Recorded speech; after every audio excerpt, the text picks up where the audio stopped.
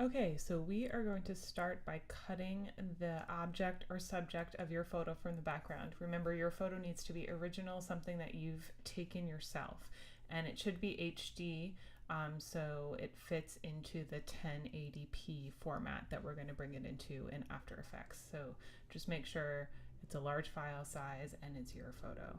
So we're just going to do the quick selection tool, which is up here.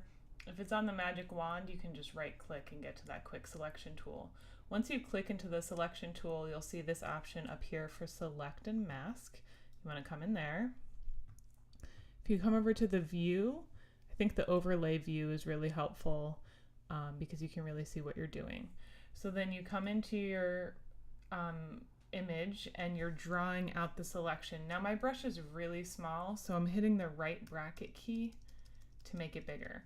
This is all dependent on your image. Photoshop is really smart and is noticing where the edges are for you.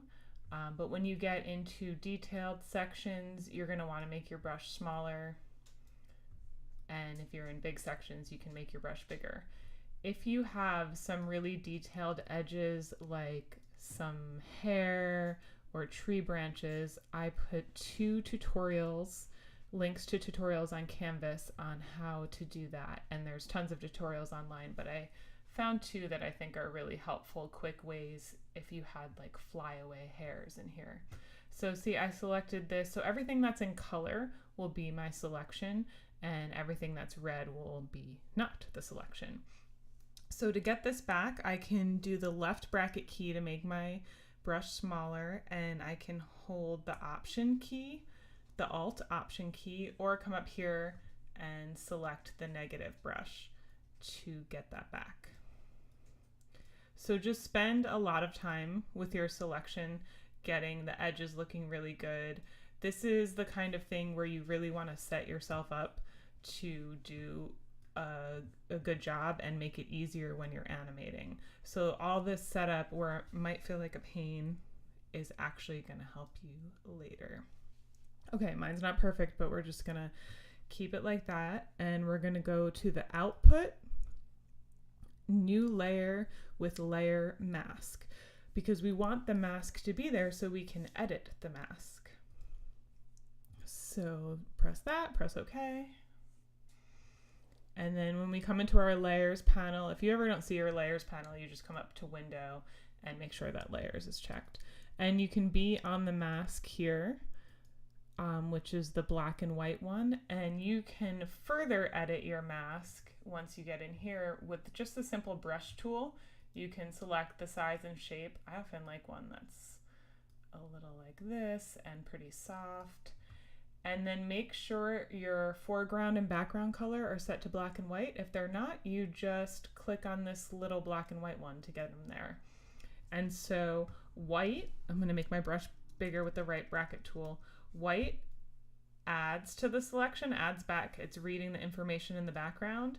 And black, which you can get to by clicking these arrows, or the key command is X, removes. So really refine your selection, get it looking great, spend a lot of time. Okay, before we do anything, I want to name our layers. So we're going to call this subject, or you can name it the object, or you can name it kiddo, or whatever you want. And I'm going to leave this as background because that's our background. Okay, so next thing we're going to do is remove the subject from the background. So let's click the eye on this. We still have him in there, and we don't need him in there anymore because we're going to move him around and we want the background to be clear.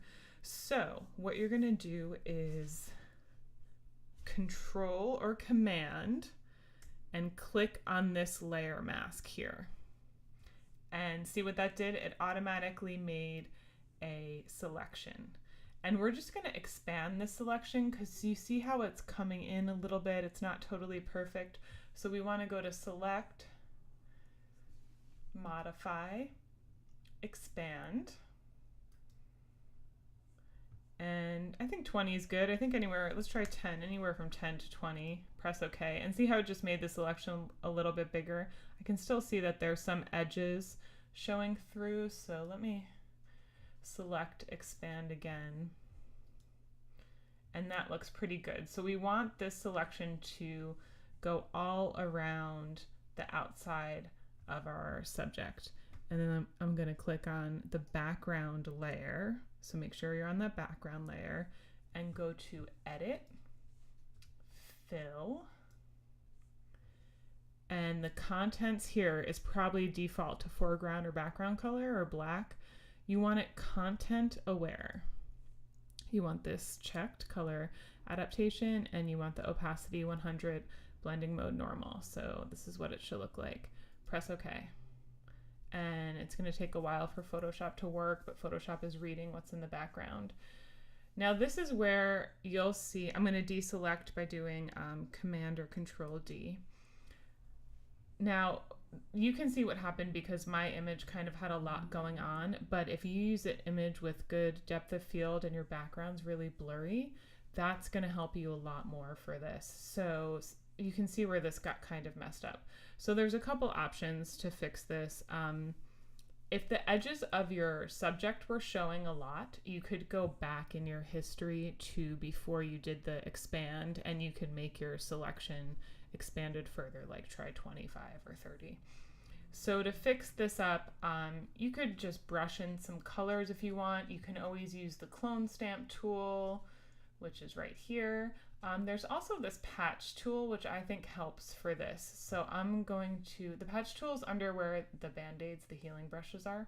So if you don't see it, you can just right click on the band-aid or the red eye tool, whatever you have open.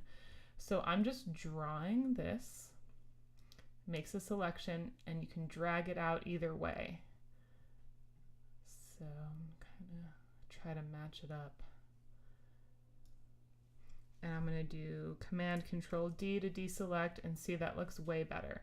So I'm going to spend a bunch of time doing this, and by the magic of TV, I have the other one open, and we can see some of it. I know this part's going to be covered up in my animation, so I'm not too worried about it, but get the edges looking good where you know it's going to show. So spend a lot of time on this. Use the patch tool, use the clone stamp, get it looking really good. Okay, now we're going to bring it into After Effects.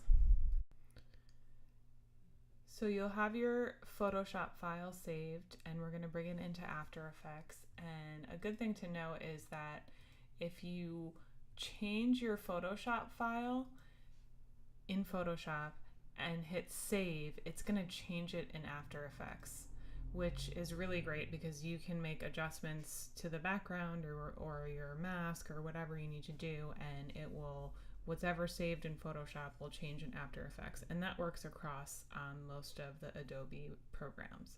So when you're importing, just make sure to import as composition so we keep the layers. Press open, press OK. And now we don't want the composition of your photo. Everyone's photos are probably going to be a little bit of a different size. We want to make a new composition, and we want it to be 1080p for high definition. You can name it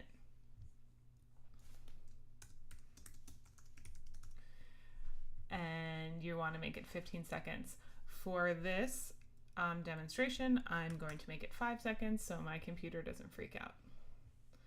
Okay, so you have this composition, which will be whatever the name of your Photoshop file is. You can just delete that. You don't need it.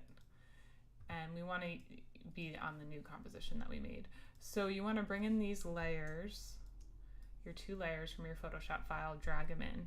And they're going to be really big for most of you, so we want to scale them down. So while both are selected, if both aren't selected, you just click on one, hold Shift, click on the other. Hit S on your keyboard, and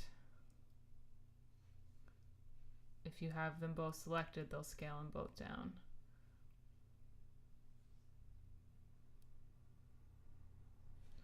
So get it to the size you want, and then I'm going to also affect the position of mine, so I'm going to press P on the keyboard, and I'm going to lower it down a little bit because I want to see more of the trees on mine. Okay, so once you get it in the right place, we're going to make all the layers 3D. See this cube right here?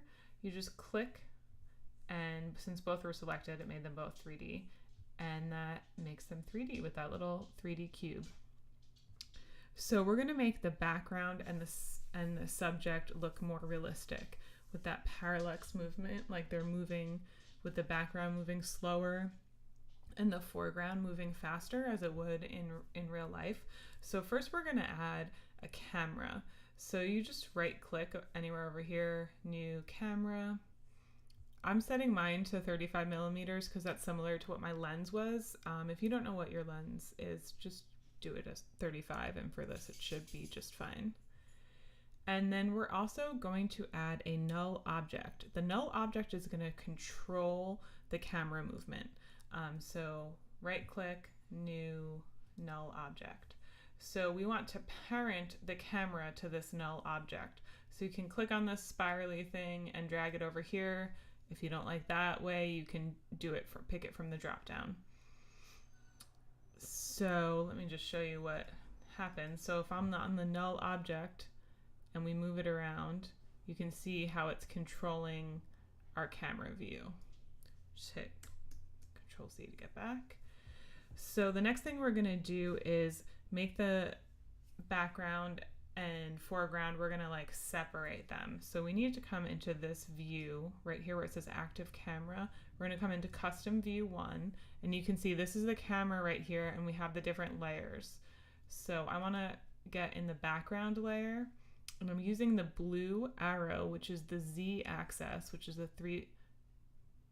third dimension axis. So I need to be the background layer, and I'm going to move it way far back, like all the way back here. I'm going to make this a different color.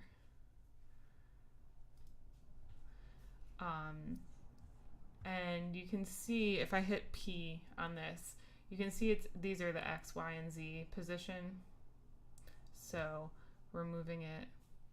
You can see it's just affecting the last one, which is the Z. So you can type in a number if you want to be precise, or you can just do it manually. And then come back into, if you're in the light wave class, you'll recognize these arrows here because it's this very similar thing. So we're going to come back into active camera, and you can see that this background is way too small. So you're selected on it, hit S for scale, and I'm just going to scale it up. And you might want to make it a little bigger because we're going to move it around a little bit. So you're probably going to need to move either your object or the position of your background to get them in the right place. So just change the position of your object or your subject or your background and get everything located where it needs to be. You can scale stuff down. Now we're going to animate the camera. If you can see what we just did by looking at, if I click on null here and I move this around, you can see how the background is moving slower than the foreground, the object. So that's how it's going to make it look more realistic and make it look kind of 2.5D, almost 3D. So now we're going to animate the camera, and that's just the position on this null layer. So similar to what you've already done before.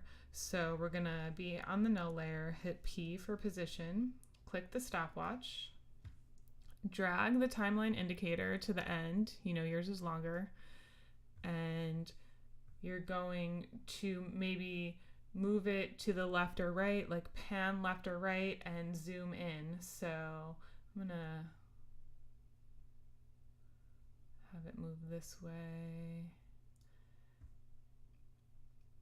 And then I'm going to hit S for scale. And I'm going to have it,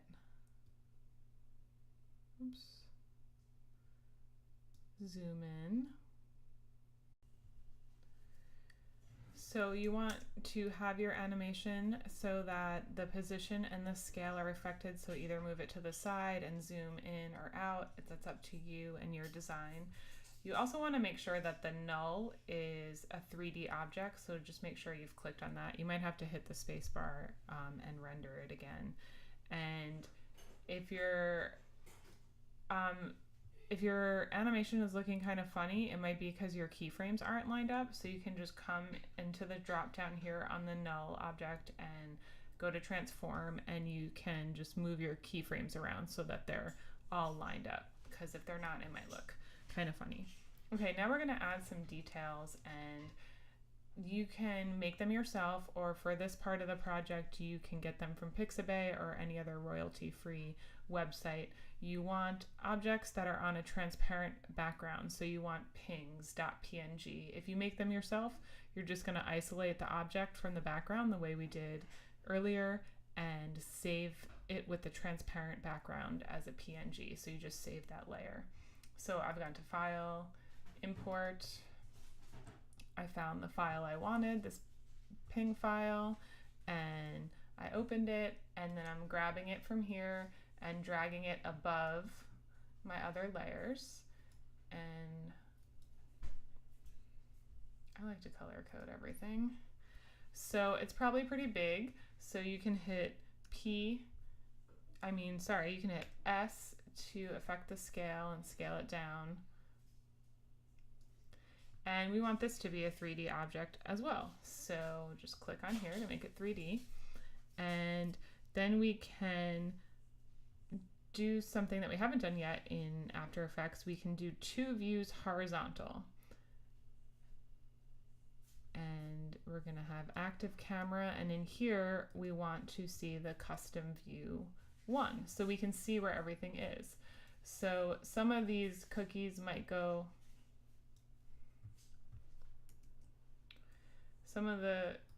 you can take the cookie and move it behind, so you can really place them in space where you want them to be, so they're falling behind your subject. Some will go in front. So you can really seeing both of these views really helps you figure out where everything is in your scene. Make sure you move the timeline indicator to the beginning so you can see what's going on.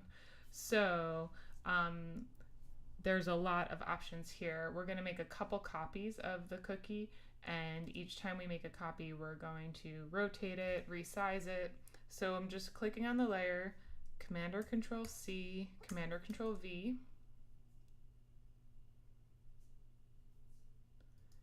And then you can rotate it. With this, it's not as big of a deal, but I can move it out of the way.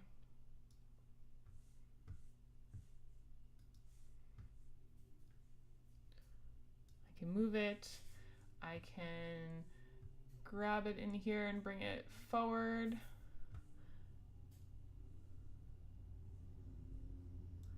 Make sure you're clicked on, now I'm going to go on the red arrow to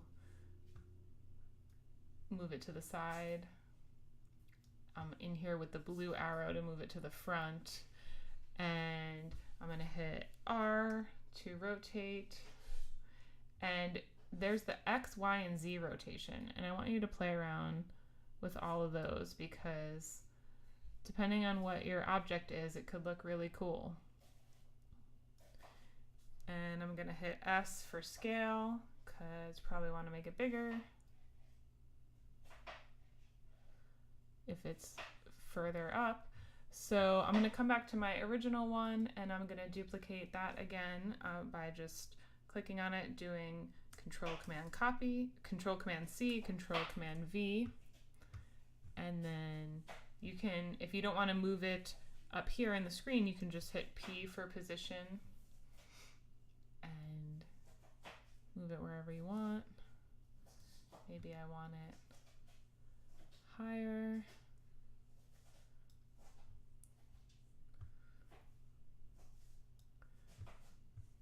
And maybe I want it further back a little bit.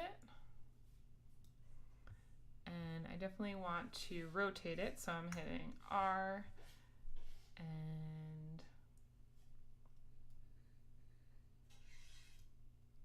affect the orientation. Rotate it maybe the other way. You don't want to do it too much, because it's not an actual 3D object, so.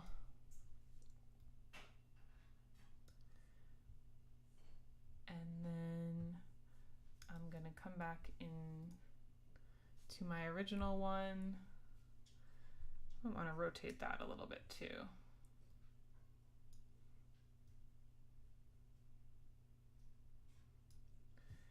And I'm going to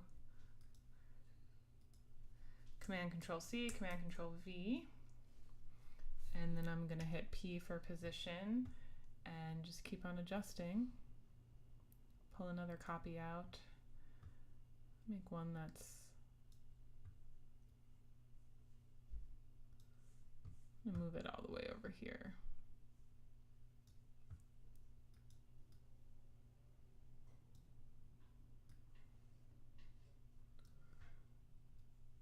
And I'm going to make this one pretty far back. And you can see how every time you adjust one thing, you're going to have to adjust something else. So I want it to be kind of falling behind his head. Okay, so you can obviously spend a lot of time on this, but we're going to make them all look like they're falling. So you get everything where you want it, and I'm going to select all the detail layers. So I'm clicking on one layer, holding Shift, clicking on the last one. So all my detail layers are selected. Pressing P, and then I'm going to turn the stopwatch on. See, I did it for one, it did it for all of them. I'm moving my time indicator down, and then I'm going to scroll the position, the second position number, so there's 3 numbers here, and I'm going to make it so it's falling all the way to the bottom. So let's see how that looks. So you might want to move one of those little objects, and I might come to the end and realize I want some of these in a different place. Okay, so to move one object without affecting all the keyframes, you just click out and click on that layer that you want to move. Click on one keyframe and hold Shift, click on the other so both keyframes are selected. I want this one over here so that when we get to the end, it's kind of falling in front of him. And I think I want them all a little bit over a little bit. Okay, so you can see you can move one, and I think that looks a little better because it looks like it's falling in front of him. Okay, next thing we're gonna do is make them look like they're more a part of the scene, these little objects that we have. So they look like they're not really a part of it. There's blurriness in the background, and there's not blurriness in our objects. They look like they're just kind of placed there. So I'm going to close all these layers. And in the camera, you can open this up, and you can see camera options, and you have depth of field. You can turn depth of field on. You have aperture control. You can animate that. You can do a lot with that. What we're going to do, though, that is a really simple way to do it, is we're going to add a camera lens blur. So you're in the default window. Okay, what I haven't done is I haven't saved. So make sure you save your project. It's always important to save and then get in the habit of doing Command Control Save. Okay, so we're going to add a camera lens blur. You're in your default workspace up here, and in the effects presets, if you don't see it, just click on it, blur and sharpen, camera lens blur. You can also type it in here.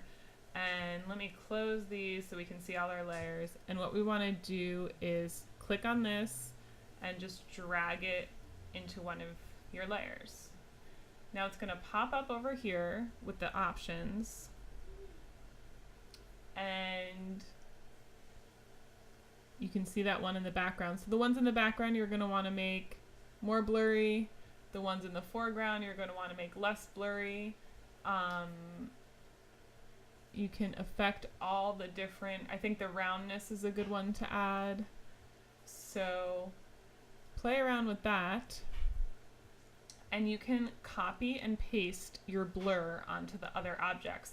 So just click on here where it says FX, camera lens blur, Command Control C, click on another layer and do Command Control V, and that's going to pop up. I don't know if we can see that one right now. There's that one in the background. So that one's even further back, so I might want to add more. And then you can just come to the next one, do Command Control V.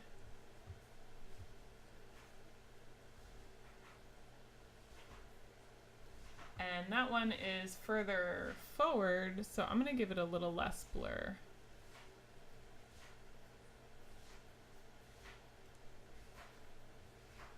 Maybe I'll give it 5. You can type it stuff in too.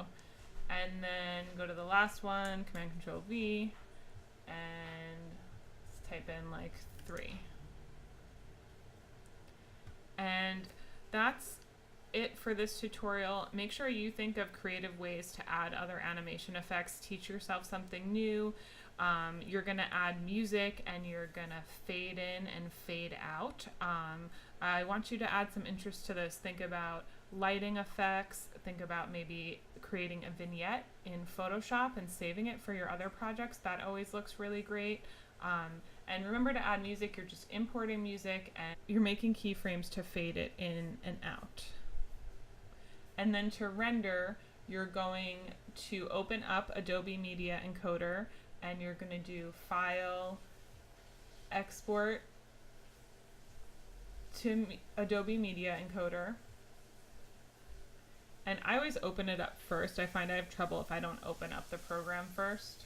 Open up Adobe Media Encoder, save it as H.264 for MP4, change the file name, make sure you're picking where your file's saving to, and hit the play button to render it. If you're having trouble with the Media Encoder, you can always send this project to Premiere. You can add music in Premiere too if you prefer doing it that way. You know, find the way that you like to work.